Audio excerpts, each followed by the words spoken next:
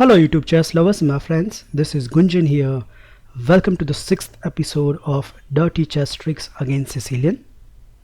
In this lecture, I'm going to show you some of the modern tricks of 2016 against different Sicilian setup such as classical Sicilian, Scheveningen Sicilian, and Taimano or Paulsen variation. The good point about these tricks are they are frequently occurring above 2000 FIDE rated games. So that means the occurrence of these tricks in your game are very real. After e4 c5, the Scheveningen Sicilian arises after the move order knight to f3, d6, d4, pawn captures, knight captures, knight to f6, knight to c3, and the move e6. At this point, I'm going to recommend you should play Sicilian fianchetto variation, which start with the move g3. In the recent times, Sicilian fianchetto variation comes into the limelight. The simple reason is it contains a lot of opening tricks, and if black is not aware of it, then black can get in serious trouble just early in the opening. Now black can reply in a different manner, but they will all comes to a critical position which we are going to observe soon.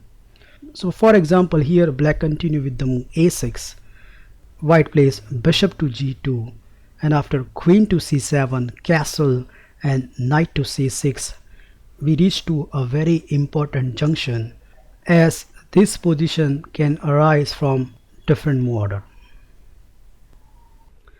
So this is a standard position you can achieve from all the Sicilians which I have described earlier.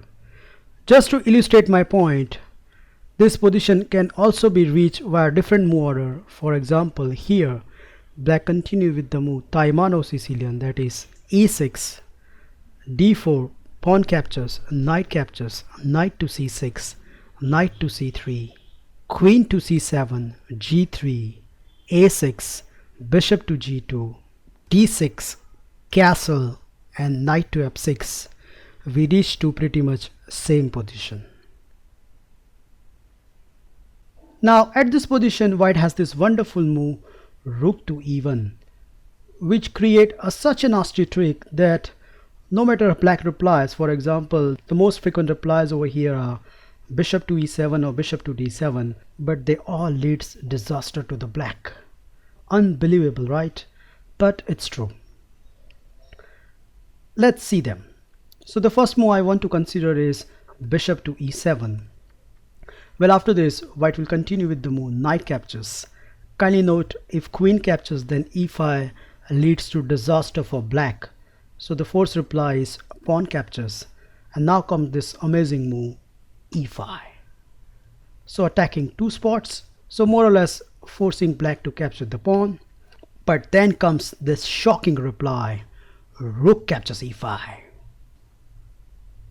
First important point, if queen captures, then after bishop captures c6 check, bishop to d7 and bishop captures rook, white emerge with a simple pawn advantage. So that's not good. And if black continues over here with the move castle on the king side, then you continue with the move bishop to f4. So there is a discover attack to the queen.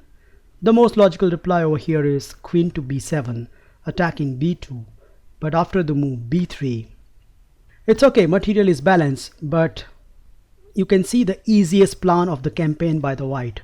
What white wants to do is to play the move knight to a4, c4, and then start attacking these weak pawns.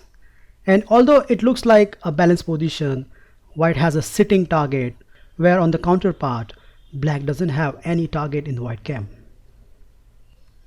Now instead of bishop to e7, if your opponent plays the move bishop to d7, then the news are even worse.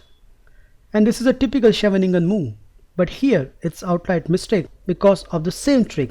Yup, we are going to play the move knight captures, and now here black has two choices, but if pawn captures, then more or less same story, because we are going to continue with the move e5, and after pawn captures and the move knight to a5, once again black's pawn structures are completely destroyed.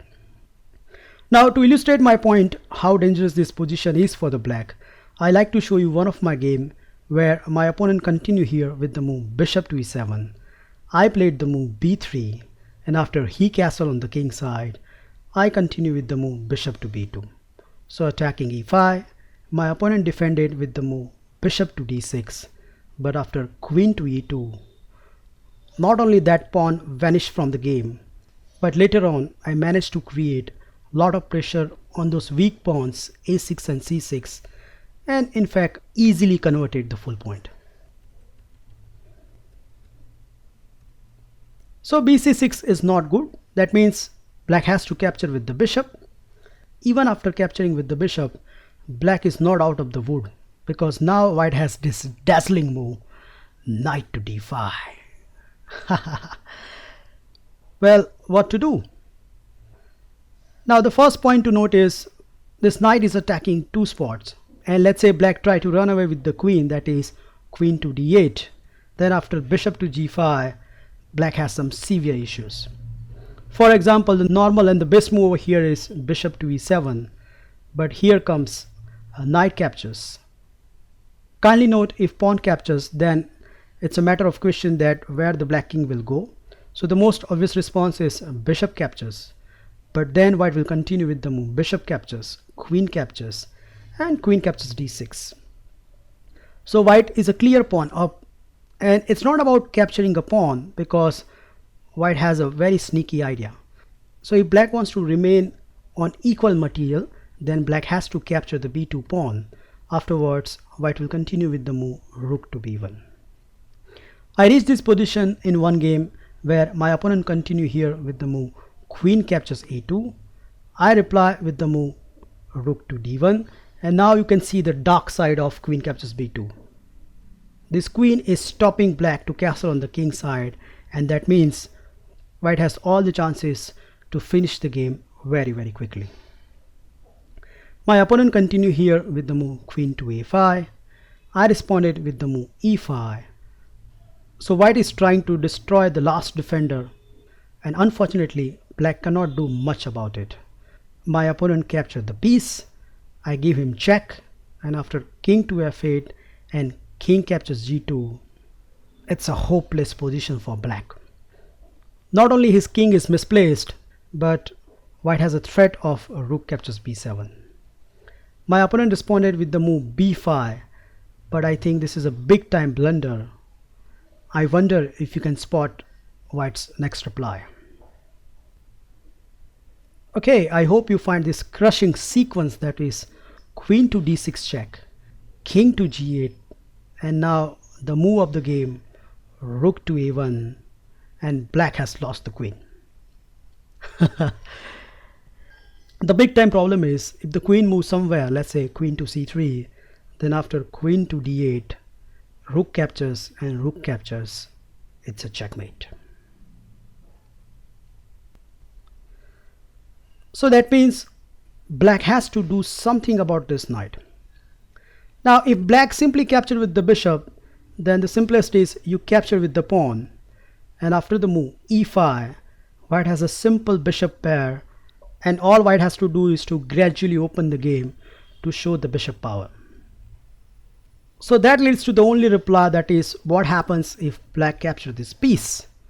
Well, after e captures d5, white has a simple reply, that is capturing the pawn. So we have a discover attack to the king. Black plays bishop to e7, but now you regain with her interest. So you capture this bishop, and after the obvious capture, we have a sitting target on this d6 square. So first we are going to stop black to castle on the king side with the move queen to e2. Of course, black has to play the move rook to a7 in order to castle, but this gives us enough time to arrange an attack on d6. So here white will continue with the move bishop 3, and after the move c5, now you fix this pawns with the move c4, and after black castles rook to d1, rook to e8, and bishop to f4, I think white has a severe winning advantage due to the fact that white has two wonderful bishops and a sitting target on d6. To illustrate this, I like to show you a game where black continue here with the move bishop to f8, completely overlooking white's next reply, that is queen captures. Well, what's the idea? The idea is very simple. After knight captures and rook captures, white is threatening to play the move bishop to d6 and nabbing one more piece with a decisive winning advantage. In the game, black continues with the move queen to d7, attacking the rook. No matter, white continues with the move rook to b8, and after the move d5, rook captures, queen to e6 and bishop to d6. Only thing left is black has to play the resign button. That's all guys for this lecture. I hope you enjoy and like my brief analysis, and now you have a new weapon in your armory. Thank you for watching this video. Feel free to like, subscribe and comment on my video, and stay tuned for next upcoming dirty chess tricks against Sicilian. Till then, bye and take care. And he blunders the rook and he resigns. Well, So yeah, that is this is well this another. is well. А вот и грозный соперник, как всегда, гроссмейстер в прекрасной спортивной форме, и ему не впервые.